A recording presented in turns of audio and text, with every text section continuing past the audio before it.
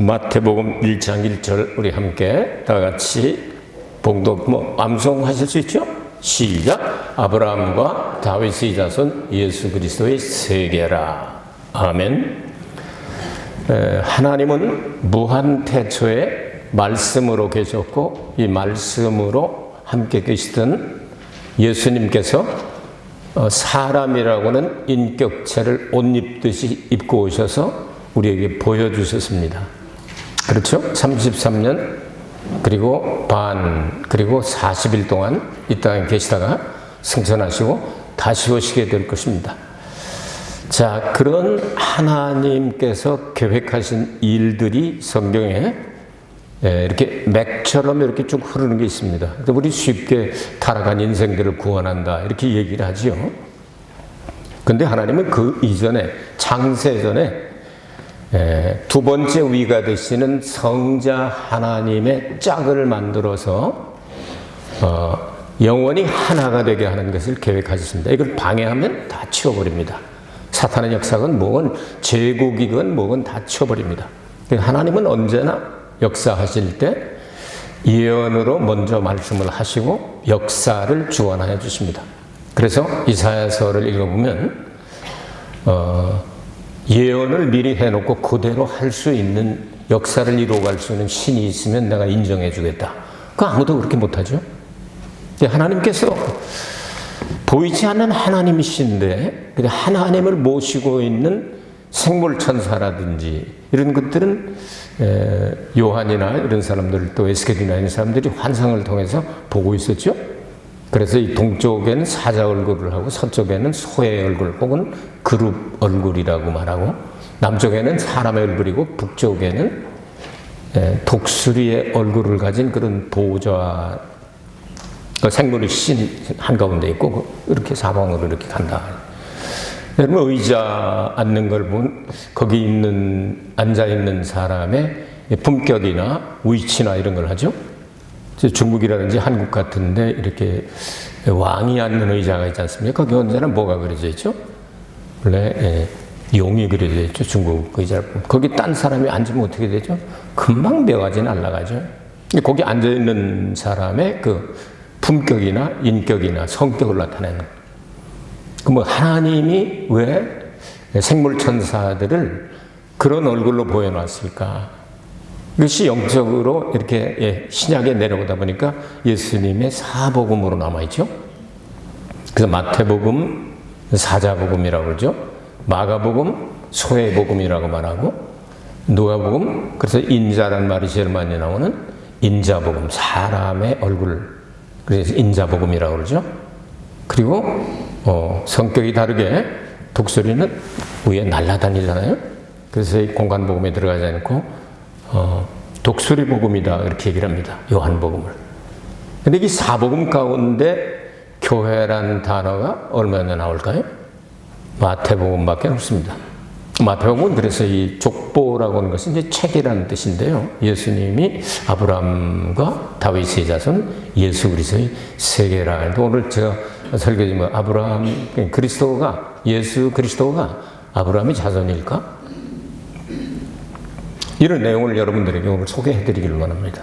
그리고 아브라함과 다윗의 자손이라는 말이 이 자손이라고 하는 말을 구약 성경에서는 똑같은 단어를 사용합니다. 자손이라고 제라라는 말을 쓰는데 근데 신약 성경에서는 이 자손이라는 말과 씨라는 말을 이렇게 나눠서 사용합니다.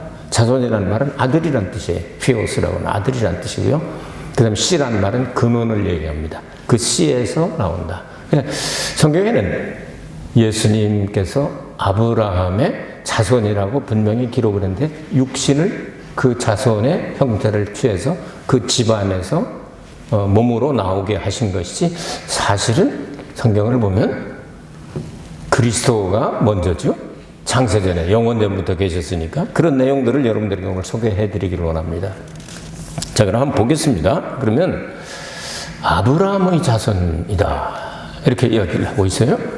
근데 아브라함의 자손이라고 그랬는데 요한복음 8장을 보면 유대인들을 가리켜서 예수님께서 너무 막 예수님을 배척하고 못된 짓을 하니까 너희들은 애비를 닮아가지고 참 그 마귀짓을 하는구나. 너희들의 애비는 마귀다. 거짓말 애비가 마귀다. 그 자손들이다 하면서 막 아주 심각한 말씀을 하시죠. 자, 그렇게 말씀을 하시면서도 한 번 더 질릅니다. 야, 너희들은 아브라함 얘기를 하는데 아브라함이 나의 때 될 것을 보고 기뻐하였느니라. 그랬더니 야, 너 50도 안 됐는데 아브라함 얘기를 해? 무슨 얘기를 하는 거야? 내가 아브라함보다 더 먼저부터 있었는데 돌멩이를 들어가지고 쳐 죽이려고 그러니까 사람들이 많이 모였을 때니까 성전에서 많이 숨어서 도망갔다. 이런 내용이 요한복음 8장 마지막 부분에 나오겠죠. 그 말씀을 통해서 그리스도가 아브라함의 자손입니까? 씨입니까? 여기 성경적으로 보면 아브라함 자손이라고 표현은 했지만 육의 부분, 보이는 부분을 그렇게 한 것이 옷 입은 것처럼 예수님의 낙가미는 씨에 해당한다 그 말이죠. 자, 그럼 다윗 이야기를 좀 할까요? 마태복음 22장에 보면 예수님께서 이제 마지막 한 주간 동안 하고 싶은 말씀을 다 하십니다. 지르고 싶은 거 다 지르고 그냥 막 쑤시고 싶은 거 다 쑤시고 하고 싶은 말씀을 다 하시고 화 있을 진지하면서 막 그냥 바리새인들 막 좁히고 이거 다 하는데 22장에 보면 바리새인들에게 질문을 또 하십니다. 네가 무슨 것을 얘기해? 야, 그러면 다윗이 그 그리스도하고 어떤 관계냐 하는 얘기를 질문을 하죠. 그 얘기를 하세요. 그러면 다윗이 그리스도의 자손이냐 아니면 다윗이 자손의 그리스도이냐 이렇게 질문을 하니까 그 사람들은 뭐 답변을 못 하잖아요. 그때 내가 너희들에게 얘기를 한다. 시편 110편을 오늘 읽어드렸는데요. 묵상 기도할 때 거기에 있는 말씀께서 여호와께서 내 주에게 말씀하시면서 다윗이 나보고 주님이라고 그랬어. 그러니까 하여튼 속이 있는 대로 그냥 다 긁어버린. 그러고 나서 결국 십자가를 지시잖아요. 마지막 한 주간에 하실 말씀 다 하시고 십자가에 달려 죽으십니다. 그러니까 그 말씀 마태복음 22장 42절부터 42절부터 46절까지 보면 다윗이 자손이 아니고 다윗이 조상인 것처럼 예수님 말씀하셨잖아요. 요한복음 3장 3절에서 5절에 보면 국회의장이었던 니고데모가 밤중에 예수님을 찾아왔을 때 예수님께서 말씀하셨습니다. 사람이 물과 영으로 나지 아니하면, 성령으로 번역을 했는데 원전어는 그냥 스피리트입니다. 하기오스 프니마토스가 아니고 그냥 영어로 말하면 스피리트라고 돼 있어요. 근데 우리는 이제 그걸 이제 성령으로 번역을 했고, 이 영어 성경을 따다가 그냥 했는데요. 물과 영으로 나지 아니하면 하나님 나라를 볼 수도 없고, 세례요한 때부터 시작된 그 나라가 안 보이죠. 회개해야 보이지, 거듭나야 보이잖아요. 그래도 거기 들어가 있는 것을 우리가 알게 되잖아요. 그리고 들어갈 수도 없고 볼 수도 없다. 그렇게 말씀하셨습니다. 지금 하나님의 자녀로 태어나야만 되는. 성경은 하나님의 자녀와 하나님의 아들을 구분할까요? 구분하지 않을까요? 구분합니다. 자녀는 태어났을 때를 얘기합니다. 요한복음 1장 12절에 글자가 다릅니다. 아예. 말이 다요.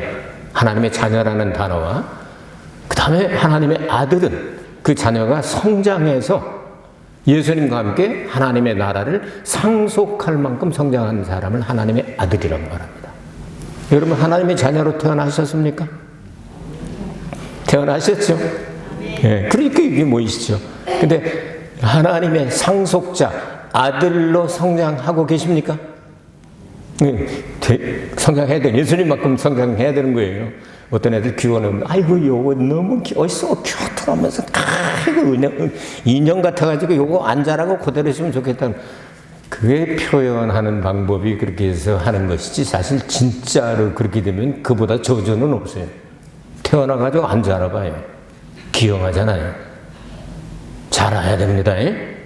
예수님하고 레벨이 같게 올라가야 됩니다. 성장하게 되시길 바랍니다.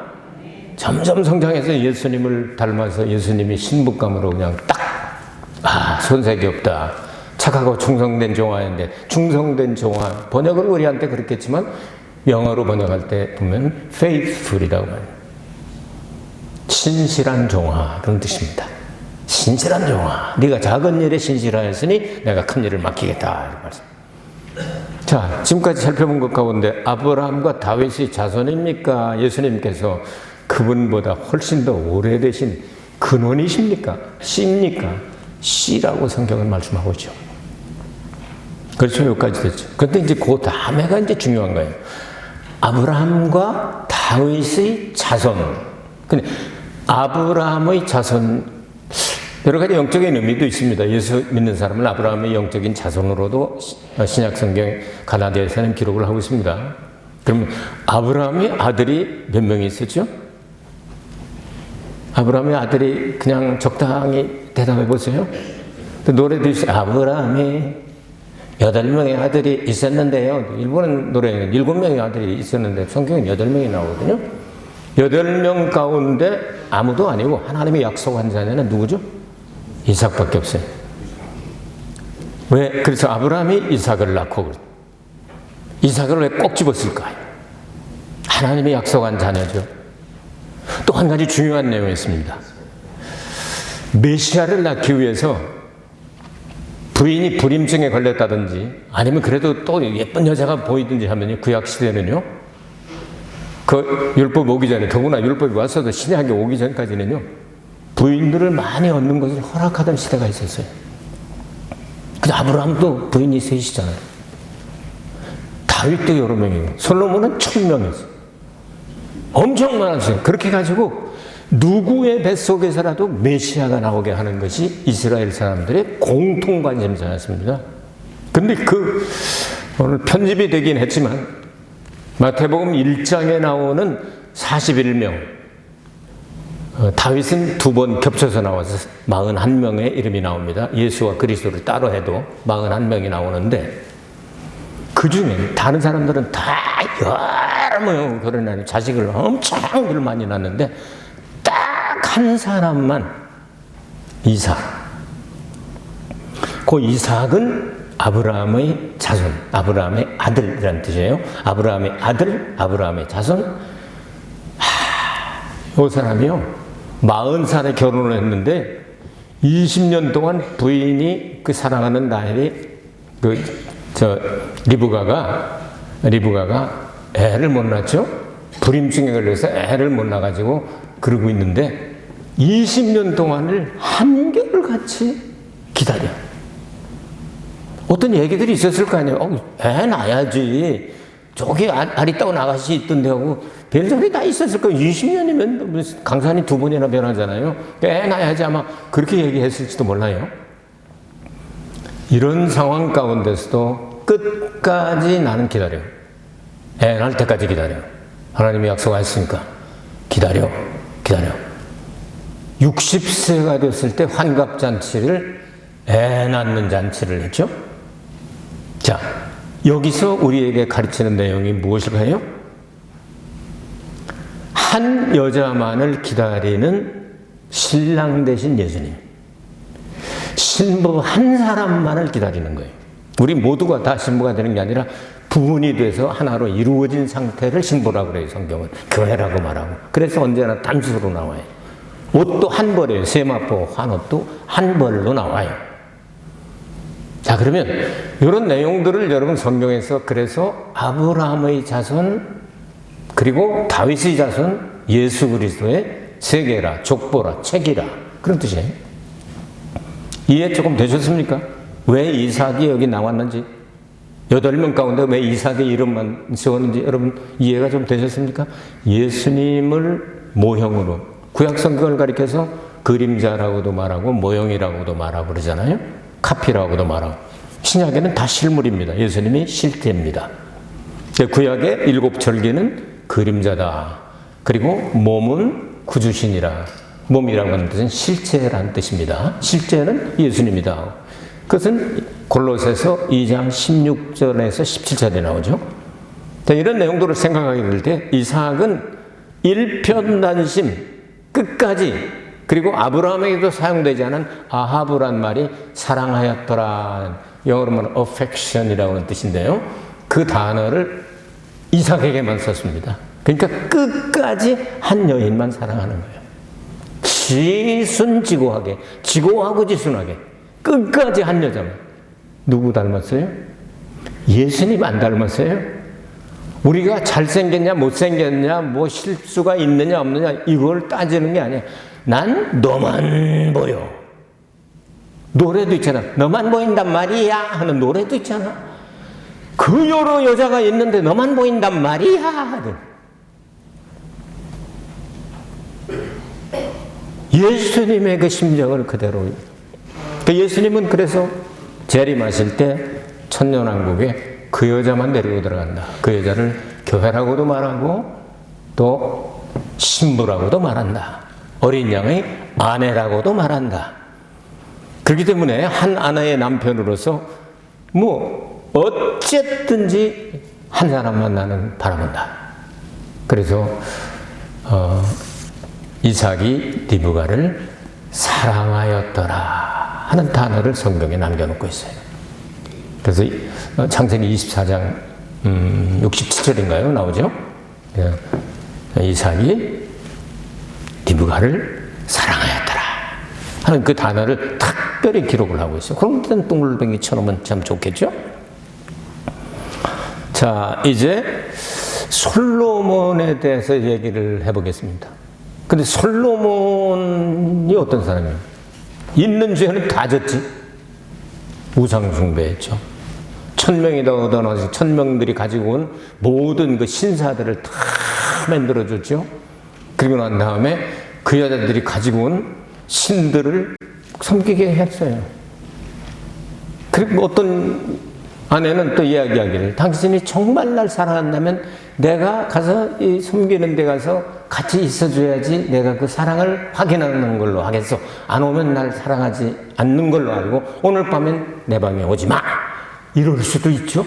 이게 솔로몬이 뭐 내가 가지 뭐 그러다가 이건 그냥 인사야 그러니까 같이 이 우상숭배 허락하고 말이에요. 하나님이 진노하셔서 솔로몬에게 약속하신 것은 지키기 위해서 그 다음 때에 나라가 나눠지게 하잖아요.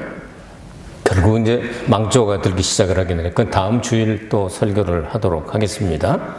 자, 그런데 솔로몬이 다윗의 공식적인 아들 이름이 역대상을 보면 19명이 나오고요. 그 다음에 수도를 예루살렘으로 옮기고 난 다음에 그러니까 기원전 1003년이죠. 기원전 1003년에 예루살렘을 수도로 삼았습니다. 헤브론에서 수도로 옮겨가지고 거기서도 첩들을 얻어서 애를 낳았다고 기록을 하고 있습니다. 그러니까 20명은 넘었다는 얘기예요. 근데 거기엔 이름이 아들 이름을 솔로몬을 꽉 집어요. 솔로몬을 딱 한 사람만 찝는 거예요.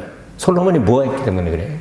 다윗이 다 준비해놨지만 나중에 뭐 나무 같은 거 갖다 놓으면 썩으니까 나중에 그 레바논의 백향목을 가져오긴 했지만 웬만한 건 다윗이 다 준비를 했는데 솔로몬이 뭐를 완성했죠?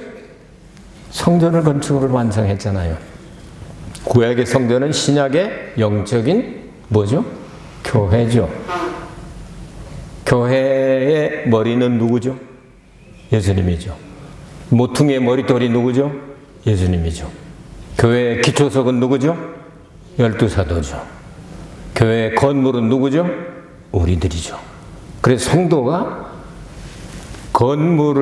건물을 지어서 연락하여 서로 연락하여 이루어져 그러니까 건축되어져 가느니라. 에베소서 읽어보세요. 그런 내용 나오죠. 에베소 3장에 보면 이런 비밀들을 이런 계시는 다른 시대에 다른 사람들 선지자들에게 말하지 않고 12사도에게만 내가 계시했다 그렇게 말씀하십니다. 이런 내용들이 중요한 거예요.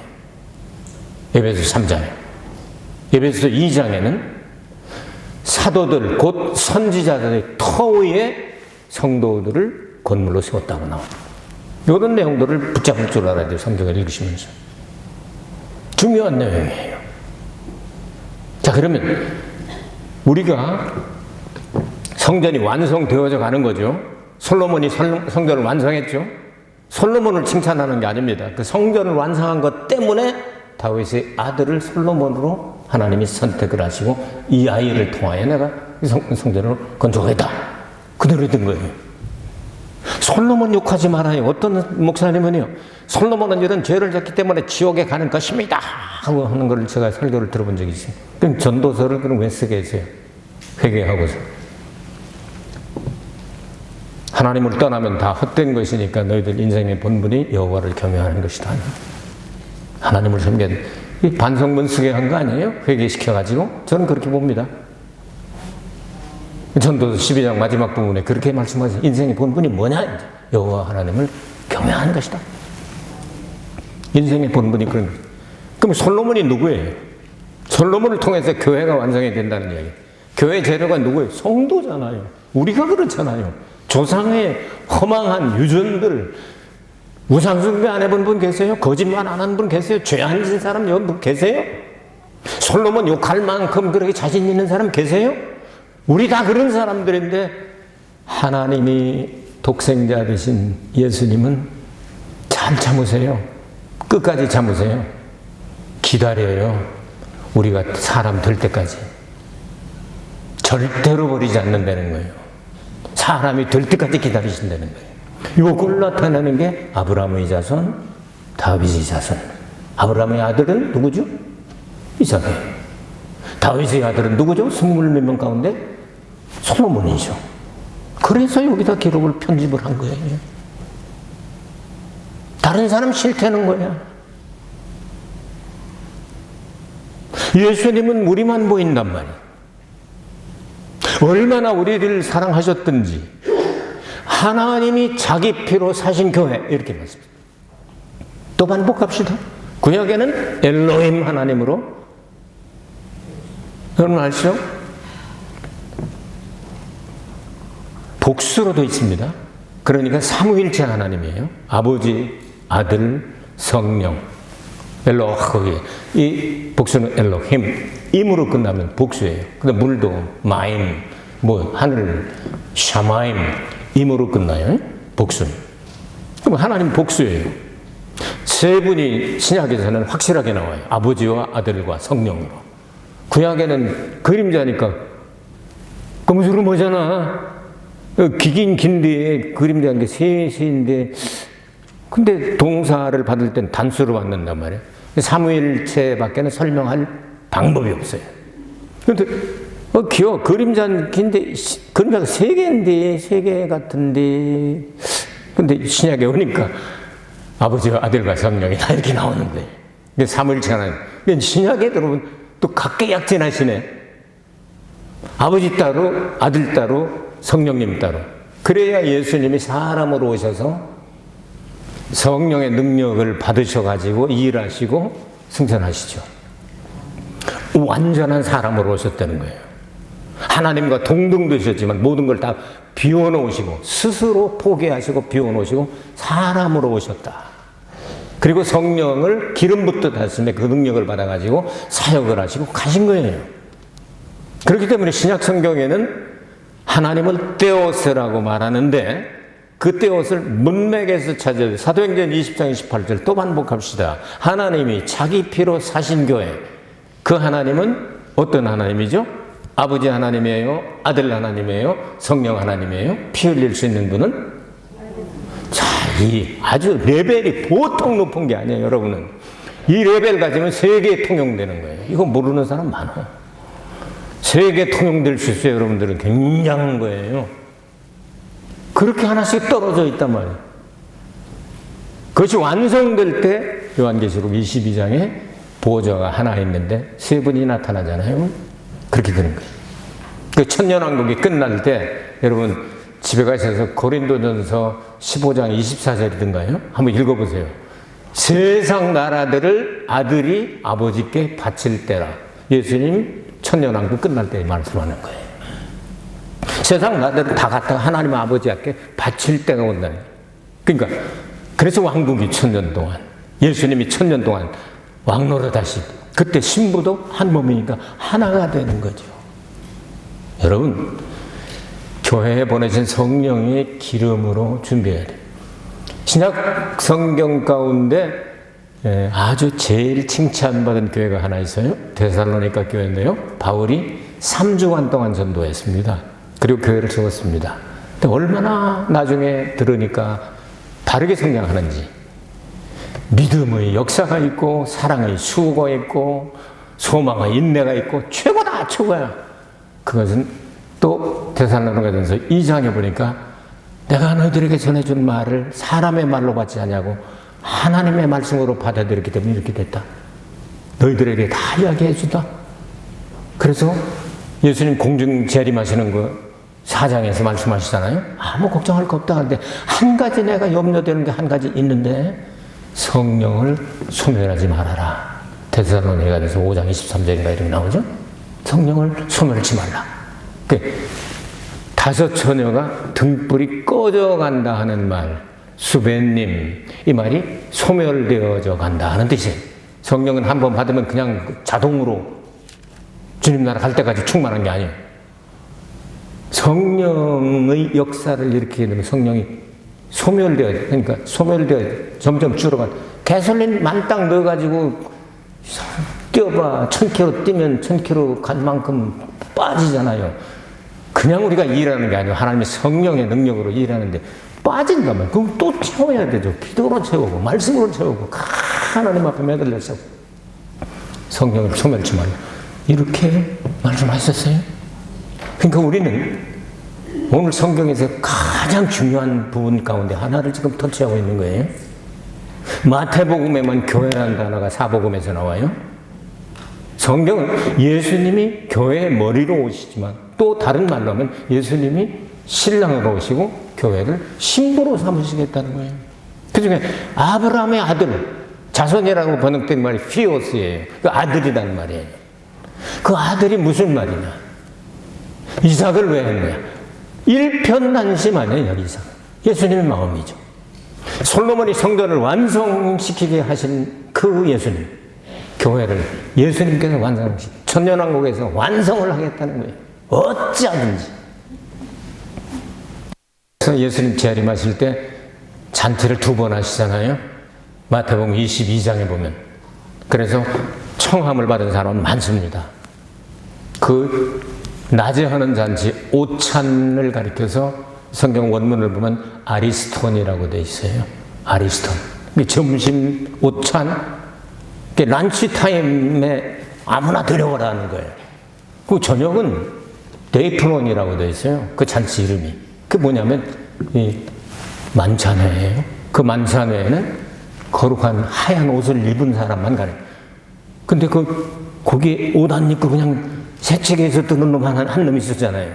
쟤 왜 옷 안 입었냐? 입이 있는데 말을 못 하잖아요. 시간이 없었는데 뭐 갈아입을 시간이 말이 안 통하는 거예요. 쯤합니다. 끌어내 슬피 울며 이르거든.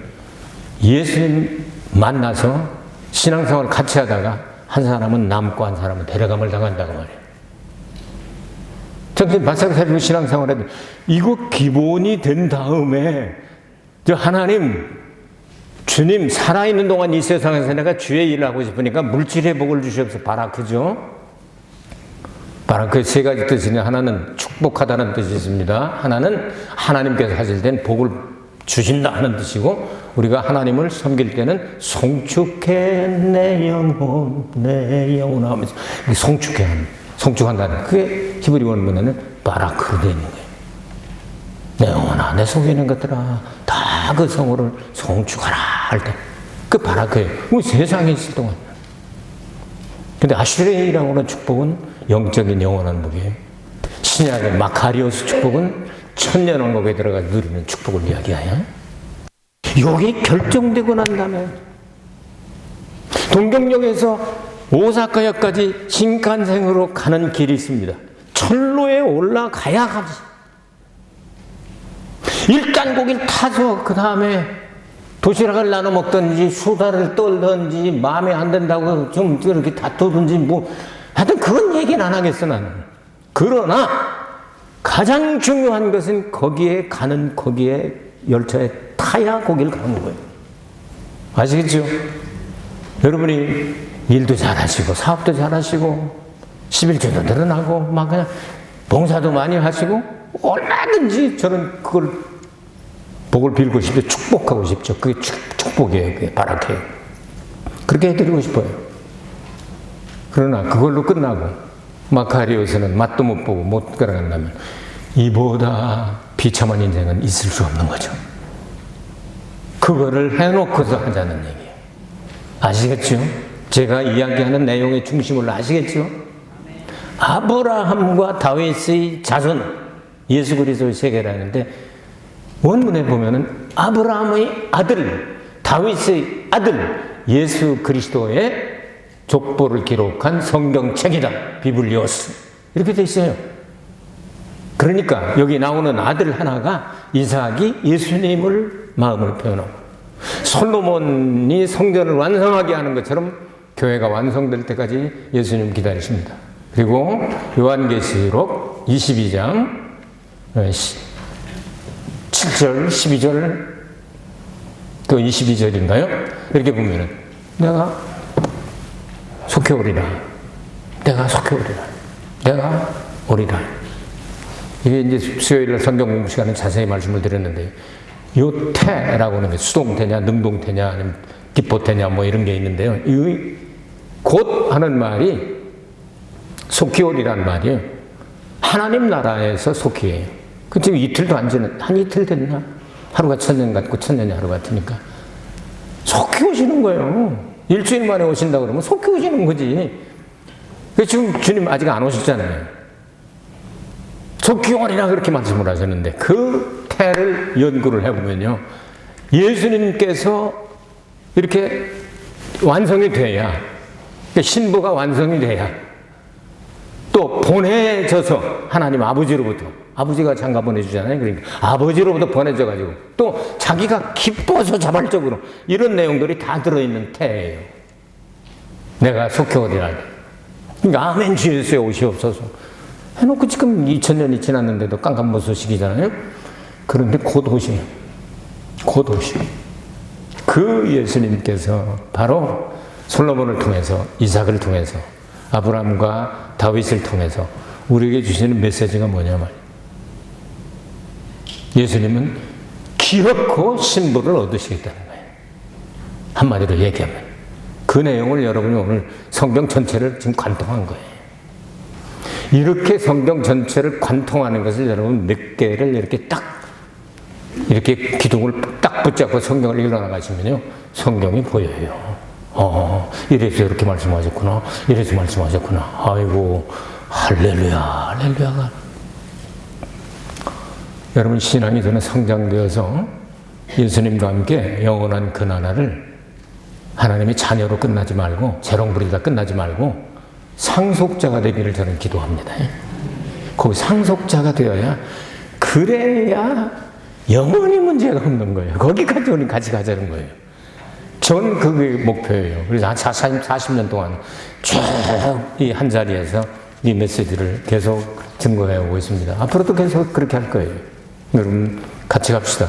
함께 갑시다. 내 아버지 집. 네? 그 집에 함께 가자고요. 한 사람도 나고자가 없이 100% 열매가 되어서 죽순이가 되면 꺼지지 않는 불에 태움을 당한다고 말씀하잖아요. 그러지 말고 우리 모두 알곡되어 가자. 함께 가자는 거예요. 아브라함과 다윗의 아들 예수 그리스도의 족보 성경책이다 하는 1절을 말씀을 드렸습니다. 이제 왜 42대로 편집했는가는 다음 주일에 설교를 준비하겠습니다. 기도하겠습니다. 은혜가 풍성하신 아버지 하나님, 예수 그리스도께서 말씀이 육신이 되시고 성령으로 잉태되어 우리 가운데 장막을 치셨고 아브라함과 다윗의 자손으로 기록할 수밖에 없었던 내용을 알았습니다. 그러나 예수님 그리스도께서 아브라함의 씨로 본다면 영원 전부터 계셔서 특별히 아브라함과 다윗의 자손, 아브라함과 다윗의 아들 이삭과 솔로몬을 통해서 보이신 예수님의 마음을 우리가 읽었사오니 예수님 마음에 꼭 맞는 신부들이 되게 하여 주옵소서. 예수 그리스도 이름으로 기도하옵나이다. 아멘. 우리 주님께 영광의 박수 올리겠습니다.